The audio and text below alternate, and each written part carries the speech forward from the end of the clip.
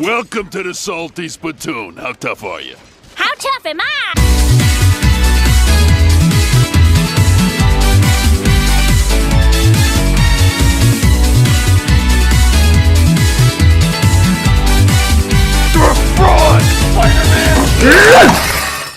Hey, what's up guys, it's your boy Phantom, back at you with another video, and today we're going to be talking about Dead or Alive 6. Alright, now I'm going to start talking about more fighting games on the channel, at least for specific topics, because I feel like there's a lot to be said about a certain few fighting games, and I got a lot to say about these games. Now, Dead or Alive 6 at this current moment is not doing so good at all. In fact, that's an understatement.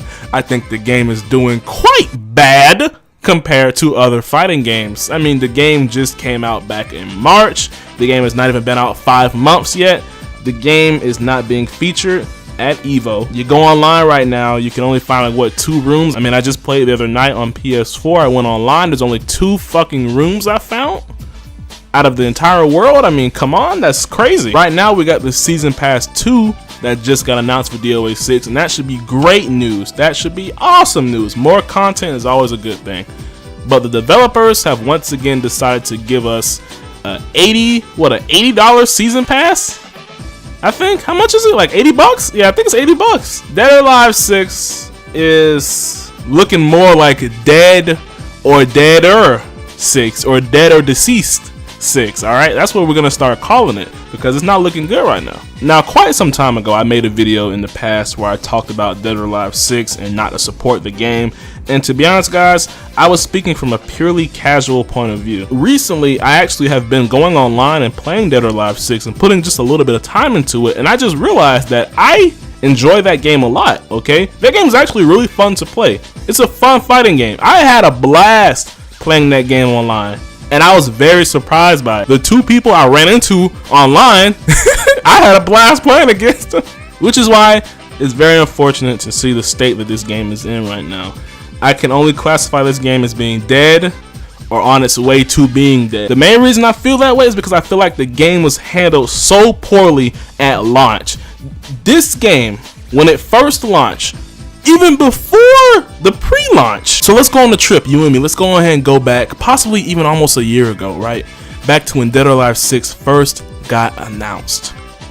And they first said that they're going to be taking this game seriously. They're going to be doing away with all the fan service. They're going to be doing away with all the titties and ass and the boobies and hentai and lollies. They're going to be doing away with all that shit. They're going to be getting rid of it. Fast forward to now, and we got beaches, we got bikinis, we got titties, we got fan service. I'm surprised we're not getting Dead or Alive Extreme 4 yet. And it pretty much looks like they went back on their word almost 100%. When saying that, when the game first launched, it did not have a lobby mode. It just launched with the rank match mode, and that's pretty much it. Dead or Alive 6 is already struggling in single player content to a certain degree, right? The story mode is, for lack of a better word, complete trash. DOA quest mode is repetitive and not really that interesting unless you're trying to grind for costumes. The game has a great tutorial, and the game has great little survival and, you know, time attack modes and stuff like that, but that can only go so far, right?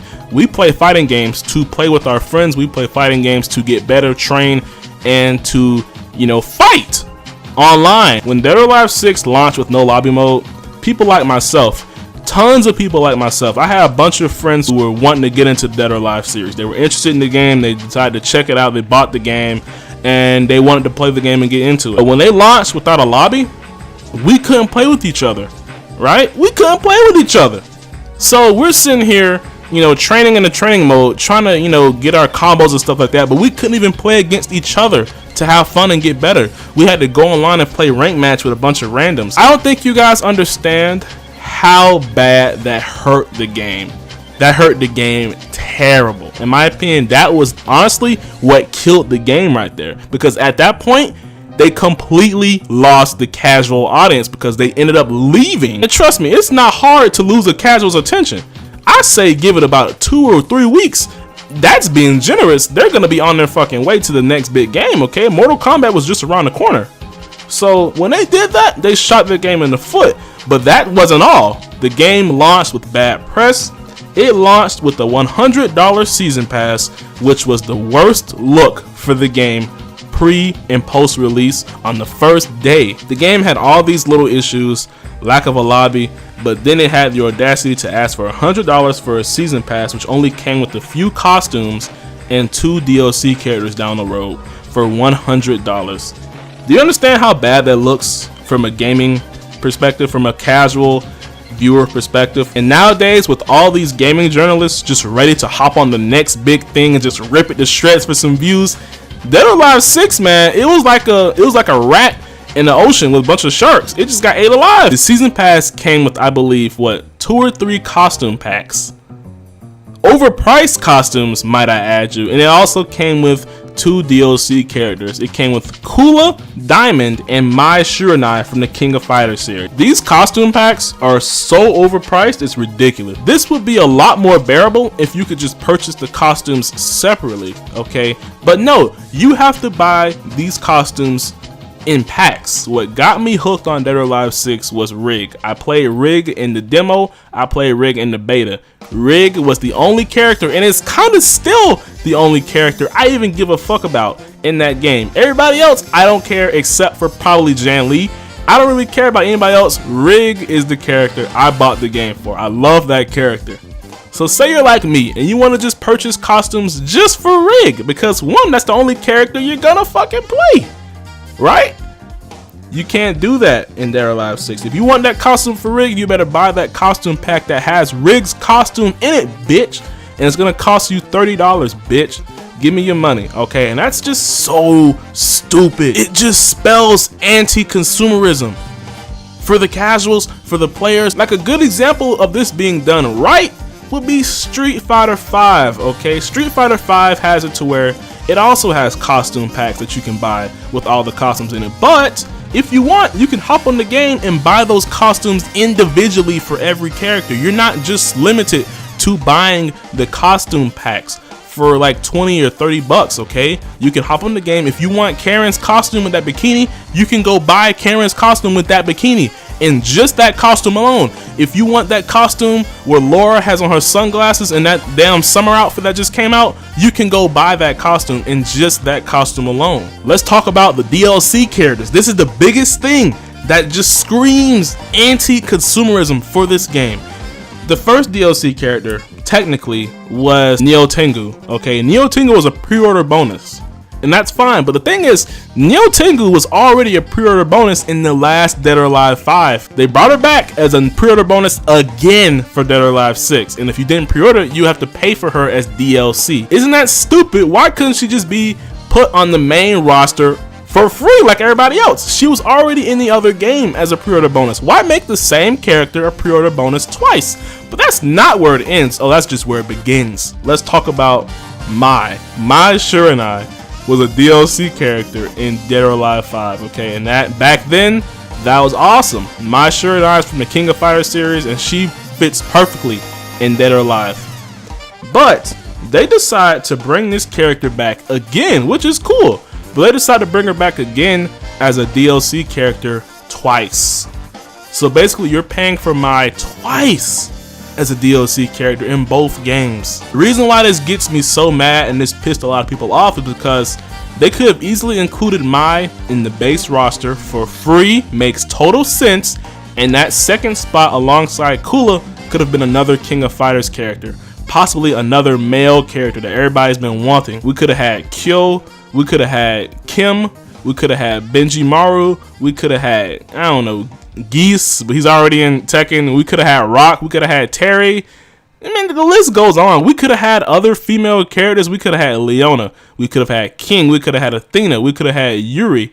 Like, it's not even a question, bro. But no, they make us pay for Mai again. That's a whole spot taken. They also decided to add Kula Diamond. Kula Diamond in particular isn't really the problem because she's a new character, so it makes sense. But when it comes to Dead or Alive and having all these female characters, Kula Diamond, man, she's the worst character you could have picked out of all of King of Fighters' illustrious, strong, powerful, much cooler women. If you wanted to add some more women to the game, we could have picked, like I just said, King. We could have had Leona. I mean, come on, do I really gotta sit here and make a list Everybody in that game could have been better than Kula. It's so bad. With the tournament entrants, apparently Dead or Alive's tournament entrants are so low that it's laughable. At CEO, that just happened a few months ago, I believe, it had less than 100 participants. I think it had less than 50. Alright? That's not good for a new fighting game. Dead or Alive 6 has not even been out for 5 months yet. It's already less than 100 entrants. Are you serious?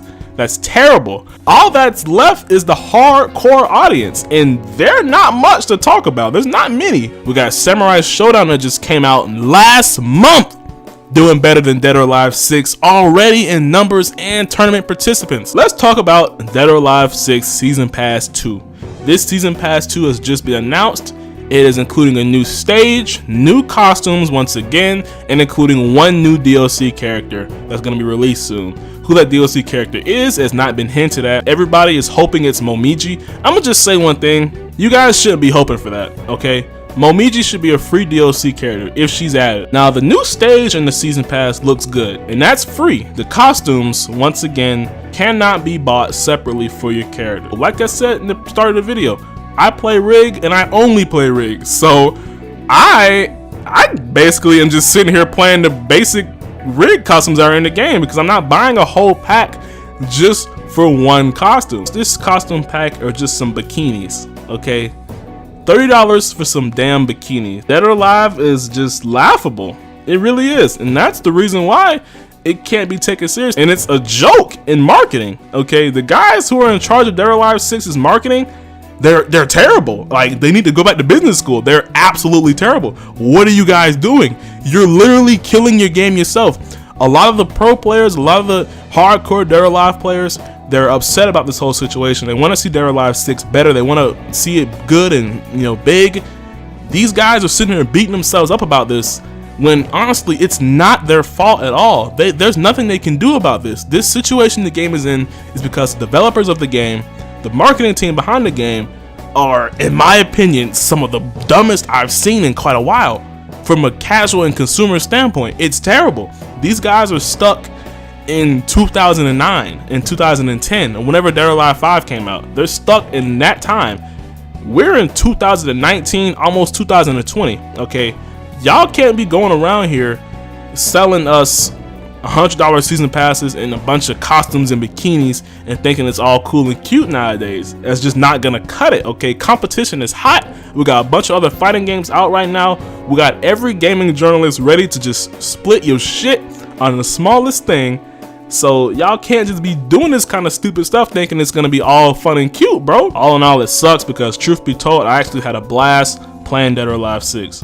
I played that game for a few days, and man, I had the most fun I've had ever thinking I would ever play that game. I had so much fun. I even ranked up a lot. I had a good time. And it made me a little upset to see the state the game is in right now because, man, it could be so much different if these guys just got their shit together and treated the game with some respect. The state the game is in right now, you guys cannot deny it. No one in this conversation can deny it. Dead or Alive 6 is dead. It's not Dead or Alive, bitch. It's dead. It's Dead 6. If you guys enjoyed the video, make sure you click that like button. If you're new to the channel, make sure you subscribe. Thanks for watching, and let's just hope and pray that Dead or Alive 6 can make a comeback, bro. But I highly doubt it. It's way too late. The damage has been done. Is there going to be another Dead or Alive game? I don't know. I don't know. At this rate, I'm not so sure. It's not looking good right now, and it's very unfortunate.